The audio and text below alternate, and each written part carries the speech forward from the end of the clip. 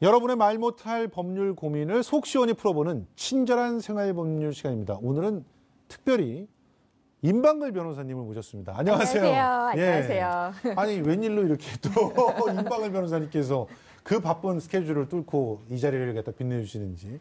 오늘 또 모처럼 예. 요새 또 오랜만에 예. 또 김성수 또 앵커님을 또 뵙고 싶더라고요. 그러셨어요? 마침 또 이 최단비 변호사님이 예. 또 특별히 부탁을 했습니다. 예. 네. 고맙습니다. 자, 오늘의 사례 한번 화면으로 만나보시죠. 네.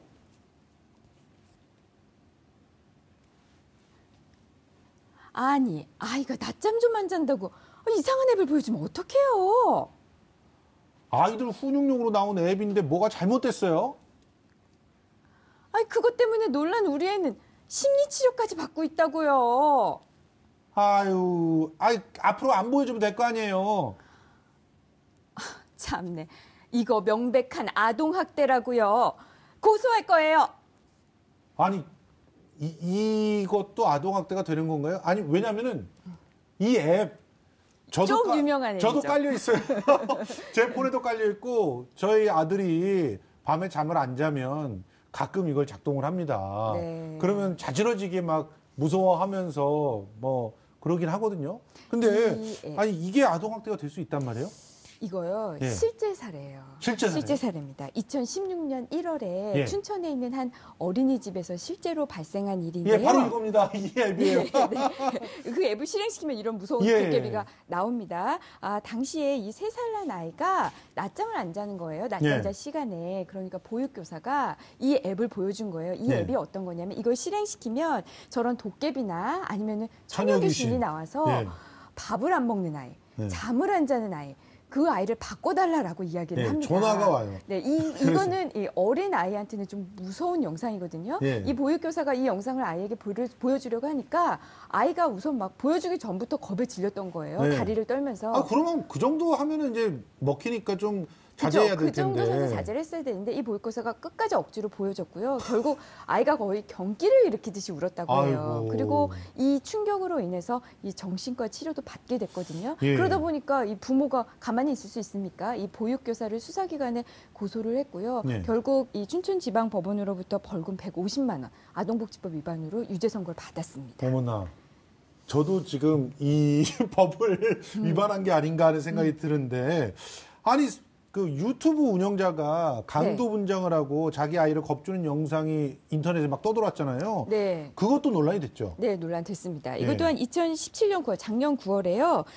이 세이브 더 칠드런이라는 국제 구호 개발 단체가 이 마포 경찰서에 이 유튜브 아동 채널 운영자 2명을 고소를 했습니다. 고발을 했어요. 그 내용이 뭐냐면 이 유튜브 운영자가 올린 유튜브 내용이 무엇이냐면 본인이 아빠예요. 본인이 강도로 분장을 하고 아이에게 갔습니다. 그러니까 아이가 우선 놀라서 울었을 거 아니에요. 엄마를 잡아가겠다. 그래서 우는 아이에게 내 말대로 하지 않으면 이제 전기 그 모기채를 들고 위협을 했어요. 내 말대로 하지 않으면 엄마를 잡아가겠다 하면서 춤과 노래를 시킨 거예요. 그러니까 아이는 뭐 겁에 질린 표정으로 춤과 노래를 다 했겠죠. 이걸 몰카란 이름으로 했단 말이에요. 그렇죠. 이게 보는 사람들 입장에서는 어린 아이를 속였다, 재밌다라고 생각할 수 있지만 이때 받았을 아이의 상처, 이것은 정서적 학대에 해당할 여지가 좀 충분해 보이죠. 예. 아니 지금 현행 아동복지법입니다. 그래서 신체적 고통이나 폭언 등의 정신적 고통도 역시 아동학대가 되고 이래서 5년 이하의 징역, 3천만 원 이하의 벌금에 처하는. 네, 이제 아동복지법에 보면 아동 보호자가 해야 할 의무, 이 책무가 나와 있고요.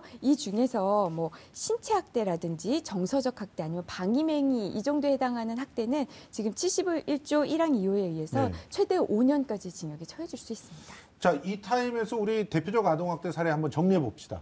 자. 그렇죠. 고준희 양 안매장 사건 진짜 가장 유명한 최근에 짧게 설명을 해드리자면 우선 이제 고준희 양 안매장 사건은 이 아버지가 이 5세 된 고준희 양이 실종됐다 하면서 뭐 거의 울부짖던 것도 모자라서 거의 시신까지 했었어요. 그때 뭐 많은 수사기관, 많은 국민들이 고준희 양을 찾기 위해서 노력했는데 알고 봤더니 아픈 고준희 양을 사망하게까지 방치를 했고요. 이걸 또 안매장하고 마치 살아있는 것처럼 꾸몄던 그런 사건이었고요. 광주 3남매 화재 사망 사건도 충격이었죠. 네, 이것도 처음에는 엄마가 엄마가 생활고에 시달리던 엄마, 이혼 또 위기에 있었어요. 이게 이제 술을 마신 다음에 실수로 불을 내서 아이들이 사망한 것처럼 처음에는 알려졌는데 알고 네. 봤더니 엄마가 고의로 불을 낸 것으로 밝혀졌죠. 불을 내고도 구호 조치도 안 한 거예요. 그렇죠. 그래서 지금 현주건조물 방화치사 혐의로 구속 기소된 상태고요. 예. 그보다 그 전에는 이제 신원영군. 워낙 유명한 원영희 참, 사건. 예. 정말 그 추운 겨울에 화장실에서 수개월간 있다가 안타깝게 예. 사망한 사건인데요. 이거는 이제 계모가 이제 그 원영군이 뭐 소변을 보다가 뭐 옆에 소변기 좀 흘렸다라는 이유로 온몸에 락스를 또 뿜기도 했고요. 그리고 그 바지에다가 변을 봤다라는 이유로 그 추운 겨울에 찬물을 온몸에 또 끼얹기도 퍼붓고, 했고요. 예. 네, 그 계속 밥도 안 주고 그러다가 결국 안타깝게 사망한 사건이었는데 여기서는 그 계모 같은 경우에는 징역 27년을 받았고요. 그렇죠. 친부는 징역 17년을 선고받은 사건이죠. 자, 아동학대. 뭐 이렇게 아주 극단적인 그런 사례만 존재하는 게 아니라 그렇죠. 일상 속에서 뭐 소소한 아동학대를 하다 보면 그것이 강화되면서 저렇게까지 갈 수가 있다는 건데. 맞습니다. 그래서 특히 이 정서적 아동학대가 굉장히 우리 사회에서 무방비하게 그렇게 그렇죠. 자행되고 있다라고 하는 것인데 지금 훈육 차원이다라고 하면서 아이를 밖에 세우는 것도 아동학대죠. 맞습니다. 우리가 흔히 너 잘못했지 밖에 가서 서 있어 이런 거 하시는 부모님들 많으실 거예요. 근데 이게 옛날에는요 빨개 벗겨서 내쫓았어요. 맞아요. 예. 근데 이게 정서적 학대에 해당할 수 있어요. 우선 정서적 학대의 개념이요. 언어적으로 모욕을 준다든지 정서적으로 위협을 준다든지 아니면 감금을 한다든지 예. 아이가 싫어하는 걸 억지로 시킨다든지 뭐 기타 이런 가학적인 행위가 포함이 되는데 예. 구체적으로 좀 얘기를 해보면은요. 말씀하신 이 집 밖에 내쫓는 거 외에도 친구들이나 형제들 앞에서 비교하거나 네. 차별하거나 네. 아니면 뭐 가족 내에서 왕따를 시키거나 네. 이런 것도 정서적 학대에 해당을 하고요. 네. 그 외에 너 말 안 들으면 고아원에 갖다 버릴 거야. 뭐 이런 식의 표현이라든지 아니면 아예 짐을 싸서 이렇게 내쫓는 그런 그 행동을 하시는 부모님들도 계세요. 맞아요. 이런 것도 다 정서적 학대에 해당이 됩니다. 근데 그런 거 있잖아요. 그 큰애한테 동생 맡기고 부모가 이제 자리를 비우는 거 이런 것도 아동학대가 될 수 있다면서요? 그것도 아동학대 될 수 있어요. 예. 예를 들어서 큰애가 한 5살, 6살 정도예요. 둘째 애는 작은 애는 한 돌 정도밖에 안 된 아이죠. 네. 근데 이런 상황에서 큰애한테 하루 종일 이 아이를 작은 동생을 돌보라라고 해서 집을 비운다고 하면요. 이거는 학대에 해당할 수 있습니다. 왜냐하면 학대의 유형 중에는 방임이라는 게 있어요. 그러니까 부모는, 이 보호자는 이 자녀를 뭔가 계속 좀 건강하고 안전한 환경에서 양육해야 하는데 6살짜리, 5, 6살짜리 아이가 1살짜리를 돌보는 거는 거의 불가능하거든요. 그냥 쉽게 그렇죠. 이야기해서 아이가 변을 보면 그 변을 닦아줄 그런 능력도 안 돼요. 밥을 예. 어떻게 챙겨주겠습니까? 예. 이렇다 보면 이것도 학대에 해당할 수 있죠. 아이를 키우다 보면 진짜 어디까지가 훈육이고 어디까지가 학대인지 참 애매한 경우가 많은데요.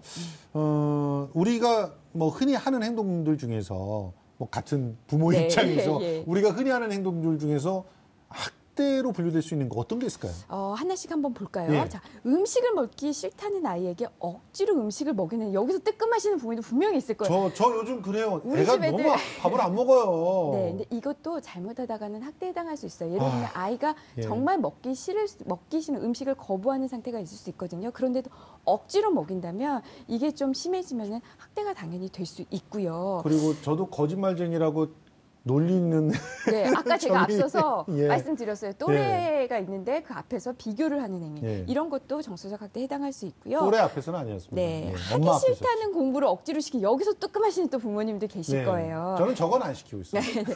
이것도 정도에 따라서는 학대가 될 수 있습니다. 어떤 경우냐면요.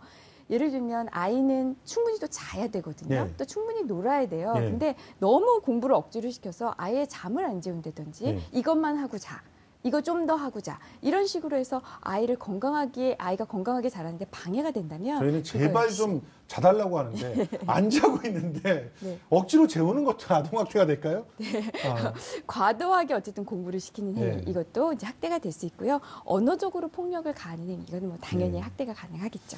아무튼 4개 중에서 2개나 제가 해당되는 것 같아서 굉장히 마음이 안 좋습니다.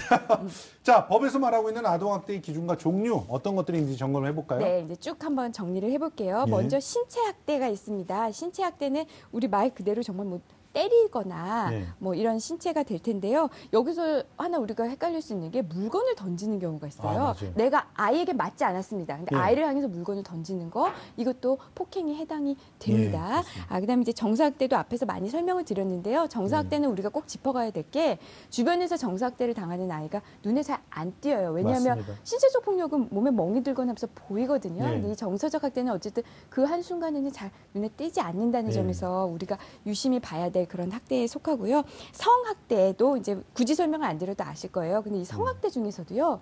굳이 막 억압이나 이런 어떤 폭행 이런 걸 가지 않고서라도 네. 아이들에게 이건 놀이야 하면서 성적인 행위를 하게 시키는 경우가 네. 있어요. 이것도 당연히 학대됩니다. 방임도 아까 설명해 드렸어요. 그렇죠. 아이를 그냥 제대로 양육하지 않고 뭐 밥을 제대로 주지 않는다든지 교육을 제대로 시키지 않는다든지 이것도 다 모두 학대에 해당합니다. 자, 그러면 아동학대를 예방할 수 있는 방법을 한 줄로 싹 정리해 주신다면요? 한 줄로 딱 정리한다면 부모는 인내해야 합니다. 아. 우리가 학대는요, 훈육이 과하다가 학대가 돼요. 우리가 그렇죠. 훈육하는 순간은 잘 생각해 보세요. 부모가 약간 화가 나 있습니다. 예. 그러다 보니까 자신의 화를 참지 못하고 예. 이것이 학대로 나아가거든요. 예. 우리 선조들이요, 회초리 문화가 있었는데요. 그래서 가끔 착각하시는 분들이 애들은 그래서 때려야 돼. 예. 맞아야 애들은 예. 크는 거야. 이렇게 착각하시는데요. 옛날 우리 선조들은요. 회초리를 비단에 곱게 싸서요. 예. 장롱 깊은 곳에 넣었다고 합니다. 예. 그래서 아이를 훈육해야 되는 순간에는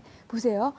장롱으로 가려면 방문 열어야 되죠. 그렇죠. 장롱 열어야 되죠. 그렇죠. 저 밑에 있는 비단 꺼내야죠. 예. 그 비단을 하나하나 풀고. 펼쳐야 그래야 회초리가 나와요. 그 시간 동안 부모는 자신의 감정을 다스리고요. 그 시간 동안 아이는 스스로 뉘우치는 시간을 갖게 했다고 합니다. 이 점을 알겠습니다. 명심하시면 될 것 같아요.